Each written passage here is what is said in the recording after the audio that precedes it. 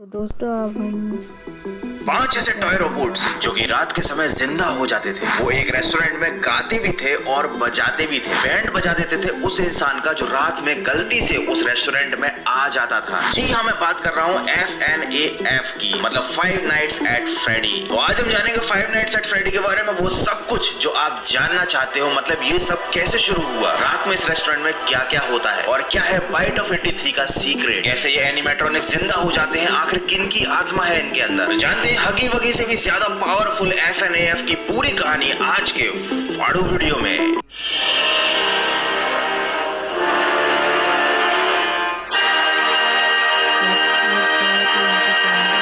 लेकिन ऐसे नहीं लग सकता। ये बात है 1990 की। माइक शिमिट नाम के एक बंदे को जॉब की बहुत ज्यादा जरूरत थी और उसने एक जॉब का एडवर्टाइजमेंट देखा लोकल न्यूज़पेपर में। ये जॉब थी एक सिक्योरिटी गार्ड की। फ्रेडी फेसबियर पिज्जा नाम का एक रेस्टोरेंट था जहाँ पर 5 दिनों के लिए एक सिक्योरिटी गार्ड चाहिए था जिसे रात को 12 बजे से लेकर सुबह 6 बजे तक उस रेस्टोरेंट में रहना था। हालांकि ये जॉब केवल 5 दिन के लिए थी, लेकिन भैया माइक को थी पैसों की सख्त जरूरत, तो उसने इस जॉब के लिए अप्लाई कर दिया। फ्रेडी फेसबियर पिज्जा मतलब FFP एक काफी ज्यादा फेमस रेस्टोरेंट था जहां पर बच्चों को गेम्स खिलाए जाते थे। बच्चे वहां जाते थे, अपनी फैमिली के साथ एंजॉय करते थे। वहां पर कुछ टॉय रोबोट्स थे जो गाने गाते थे और बच्चों को एंटरटेन करते थे। आज की वीडियो में हम बात कर रहे हैं FNAF के फर्स्ट पार्ट की। तो यहाँ पर थे total 4 robots, Freddy Fazbear, Bonnie the bunny, Chica the chicken and Foxy the pirate fox. अब FNAF के जो तगड़े वाले फैन होंगे वो कमेंट करेंगे कि टोटल 5 एनिमेट्रॉनिक्स थे। आई नो के 5 थे, जिनमें से कि 5वां था गोल्डन फ्रेडी, लेकिन वो कभी कभी ही अपीयर होता था, इसलिए मैंने टोटल 4 ही काउंट किए। अब वापस आते हैं हम माइक की कहानी पर कि आखिर उसे जॉब मिली या नहीं। तो ऑब्वियसली माइक को जॉब मिल गई और शुरू होता है मौत का नंगा नाच। तो एज वी ऑल नो कि भैया माइक को जॉब मिल गई। माइक की जॉब की ये पहली रात थी, करीब 12 बजे थे और बेसिकली उसका काम था रेस्टोरेंट में लगे CCTV पर नजर रखना। और वो ये काम कर रहा था, तभी अचानक उसके कमरे में मौजूद फोन बजने लगा। देखो ये 1990 की कहानी चल रही है, तो भाई उस टाइम पर मोबाइल फोन नहीं होते थे और सिक्योरिटी गार्ड के पास तो कतई नहीं होते थे। फोन में एक प्री रिकॉर्डेड वॉइस मैसेज था जो उस इंसान ने छोड़ा था जो माइक से पहले इसी जगह पर सिक्योरिटी गार्ड की जॉब करता था। इस गेम में उसको द फोन गाय के नाम से बुलाया जाता है। फोन में जो मैसेज था उसमें साफ साफ उस बंदे ने कहा था कि रात को एनिमेट्रॉनिक्स से दूर रहना, वो जिंदा हो जाते हैं। पहले वो दिन में भी जिंदा हो जाया करते थे, लेकिन एक हादसा हुआ जिसे कहा जाता है बाइट ऑफ 83। अब ये बाइट ऑफ 83 की क्या कहानी है मैं आगे इसी वीडियो में बताने वाला हूँ। तो माइक को चेतावनी मिली कि उसे एनिमेट्रॉनिक्स से दूर रहना है, क्योंकि अगर किसी भी टॉय रोबोट ने उसे देख लिया तो वो उसे पकड़कर एक मैकेनिकल स्ट्रक्चर में डाल देंगे, क्योंकि वो टॉय रोबोट किसी भी इंसान को अपनी तरह ही एक रोबोट समझते हैं और सूट के अंदर इंसान के लिए बिल्कुल जगह नहीं होती। तो जब वो सूट के अंदर किसी इंसान को जबरदस्ती घुसेड़ा जाता है तो उसका कचूमर बन जाता है। तो सीधी बात, नो बकवास, एनिमेट्रॉनिक्स से रात में दूर रहने के लिए चेतावनी मिल गई थी माइक को, वो भी पहली रात को। लेकिन माइक को थी पैसों की जरूरत, इसलिए उसने उस जॉब को नहीं छोड़ा। अगर उसकी जगह मैं होता तो भाई पहली रात को ही जॉब छोड़कर भाग जाता। लेकिन माइक ने ऐसा नहीं किया और यूं ही फोन कॉल आते रहे। करीब 3 रातें गुजर चुकी थी। उसे CCTV में कभी कभी एनिमेट्रॉनिक्स मूव करते दिखाई देते थे, लेकिन उसने कभी भी अपने कमरे से बाहर निकलने की हिम्मत नहीं की। और इसका मतलब समझे दया, इसका मतलब माइक बहुत ही समझदार इंसान था। चौथी रात को रात के 12 बजे फिर से फोन बजता है। एक नया प्री रिकॉर्डेड मैसेज माइक को सुनाई देता है। वो मैसेज सुन ही रहा था कि तभी माइक की सारी समझदारी धरी की धरी रह गई। वो खुद भले ही कमरे से बाहर नहीं गया, लेकिन एनिमेट्रॉनिक्स ने उसे ढूंढ लिया। एक बड़ा सा और खतरनाक टॉय रोबोट उसके सिक्योरिटी चैम्बर के दरवाजे को बार बार धक्का दे रहा था, अंदर आने की कोशिश कर रहा था। और ये देखकर माइक की हालत खराब हो गई, लेकिन माइक ने दरवाजा नहीं खोला। वो टॉय रोबोट भी अंदर नहीं आ पाया और सुबह के 6 बजने से पहले वो टॉय रोबोट वापस चला गया। और माइक ने बहुत ही ज्यादा हिम्मत दिखाई कि वो अगली रात को, मतलब इस गेम की आखिरी रात को, वापस उसी सिक्योरिटी गार्ड के चेम्बर में आया अपनी नौकरी के आखिरी रात ड्यूटी देने के लिए। रात को 12 बजते ही उसका फोन बजता है, लेकिन माइक नहीं चौंकता, क्योंकि लगातार 4 रातों से यही सब हो रहा था। लेकिन इस बार वॉइस मैसेज में कुछ अलग ही बातें थी, वो बातें जो माइक को समझ ही नहीं आ रही थी। वो मैसेज कुछ इस तरह था। I wanted to record a message for you to help you get settled in on your first night.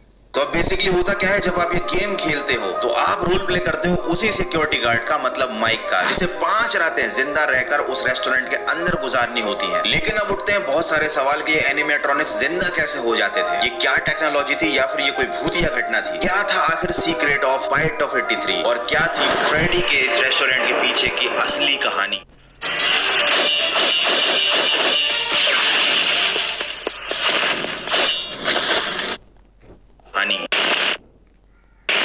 बोनी एक ब्लू कलर का टॉय रोबोट था जो अपने बैंड का लीड गिटारिस्ट था। मैं वीडियो के स्टार्टिंग में बताना भूल गया कि ये 4 रोबोट्स गाते बजाते थे और इनका एक बैंड भी था जो बैंड सबकी बाद में बैंड बजाता है। दूसरा एनिमेट्रॉनिक्स था जिसका नाम था चीका। ये कुछ ईविल विलन के मुर्गे की तरह दिखता है, लेकिन ये थोड़ा अलग है क्योंकि इसको पिज्जा खाना पसंद है और अगर रात में आप इसे रेस्टोरेंट के अंदर मिल गए तो ये आपका पिज्जा बनाकर खा जाएगा। तीसरा था फॉक्सी द फॉक्स। इसकी बॉडी बिल्कुल टूटी फूटी थी और ये टूटी फूटी बॉडी वाला एनिमेट्रॉनिक्स हमेशा पर्दों के पीछे छिपा रहता था और रात में एकदम से अटैक करता था। और चौथा है हमारा फ्रेडी द सिंगर। ये इस बैंड का लीड सिंगर था और इसके पास बहुत सारी भूतिया पावर्स थी। अगर आप इसकी आंखों को ध्यान से देखोगे तो ये बिल्कुल इंसानी आंखों की तरह दिखाई देती है, जैसे कि ये बिल्कुल असलियत में जिंदा हो। और इसी गेम में था 5वां एनिमेट्रॉनिक जिसका नाम था गोल्डन फ्रेडी, लेकिन ये कभी कभार ही दिखाई देता था। अब ये सारे एनिमेट्रॉनिक्स कैसे जिंदा हो गए और आखिर इनके अंदर ये भूतिया शक्तियां कैसे आई, इनको समझने के लिए हमें जानना पड़ेगी एक घटना जिसका नाम है बाइट ऑफ 83। विलियम एफोन नाम का एक बंदा था जो इस रेस्टोरेंट का ओनर था और साथ ही साथ इस रेस्टोरेंट को खोलने से पहले वो एफोन रोबोटिक्स चलाता था, मतलब वो रोबोट्स बनाने में एक्सपर्ट था। उसके 2 बेटे थे, बड़ा बेटा माइकल और छोटा बेटा इवान।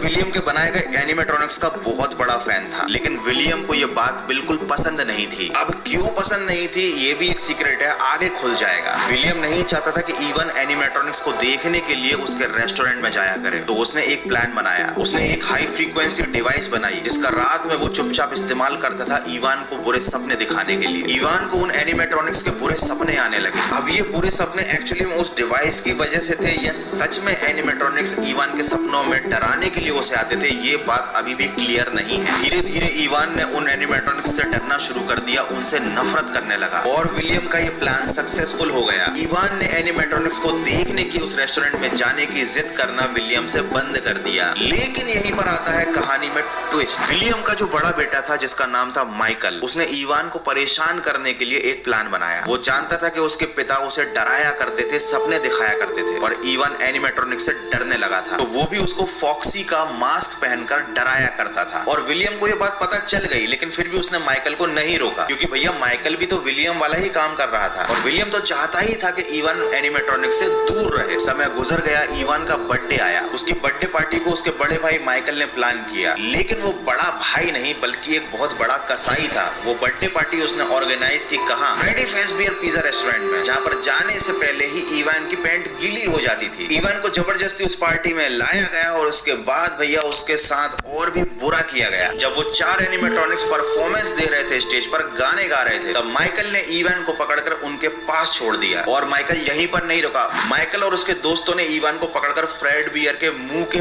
पास ले जाकर छोड़ दिया और उसके बाद इवान के सिर को पकड़कर उस रोबोट के मुंह के अंदर डाल दिया, इवान को ये कहकर डराने के लिए कि वो रोबोट तुझे खा जाएगा। लेकिन एक गड़बड़ हो गई, उस रोबोट में कुछ टेक्निकल इश्यू आ गए थे, उसकी स्प्रिंग खराब हो गई थी, तो उस रोबोट का मुंह अचानक बंद हो गया और इवान का सर खत्म। ये बात विलियम को पता चली, उसके बाद इवान को हॉस्पिटल ले जाया गया, लेकिन वो कोमा में जा चुका था। कोमा में भी उसको वही डरावने सपने आ रहे थे। ये बात जब विलियम और माइकल को पता चली तो उनको काफी दुख हुआ। उन्होंने इवान को सही करने की वापस बहुत सारी कोशिशें की, लेकिन वो लोग इवान को बचा नहीं पाए और एक दिन इवान मर गया।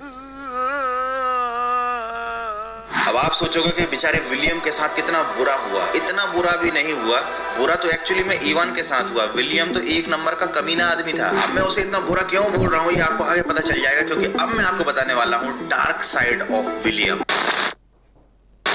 1970 की बात है। विलियम और हेनरी नाम के 2 दोस्त थे। वो रोबोट्स बनाया करते थे, लेकिन उनके रोबोट बनाने का धंधा कुछ खास नहीं चल रहा था, तो उनके बनाए 4 रोबोट्स को उन्होंने अपने एक रेस्टोरेंट में रख दिया। वो एक सूट की तरह थे जिसके अंदर एक इंसान घुसकर परफॉर्मेंस भी दे सकता था और अगर नहीं हो कोई इंसान तो वो रोबोट्स खुद ब खुद चल सकते थे, गाने गा सकते थे और परफॉर्मेंस दे सकते थे। ये रेस्टोरेंट बहुत ज्यादा हिट हुआ, बच्चों में बहुत ज्यादा फेमस हो गया। लेकिन विलियम एक सीरियल किलर था, उसे बच्चों को मारने में बड़ा मजा आता था और अपनी इसी फैंटेसी को पूरा करने के लिए उसने उसने बहुत सारे छोटे छोटे बच्चों को किडनैप करके मारा था उसी रेस्टोरेंट के बेसमेंट में। एनीवे जब विलियम का बेटा इवान मर गया तो उसे अपने आप से नफरत हो गई। वो अपने रेस्टोरेंट में गया उन रोबोट्स को तोड़ने के लिए, लेकिन उन रोबोट्स के